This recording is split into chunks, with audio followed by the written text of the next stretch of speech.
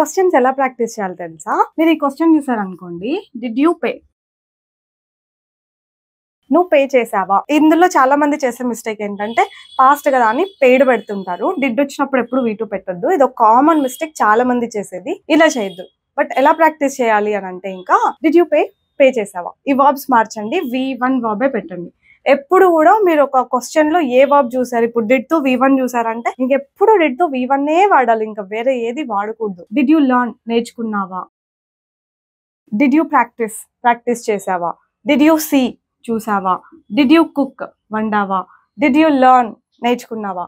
ఇలా just verb మార్చుకుంటూ practice చేయాలి. All that you have to do is just change the verb and practice. Okay, ఇంకా దాని తర్వాత ఈ ప్రొనౌన్స్ ఉంటాయి చూసారా, వీటిని మార్చి ప్రాక్టీస్ చేయాలి. Did you pay? నువ్వు పే చేసావా?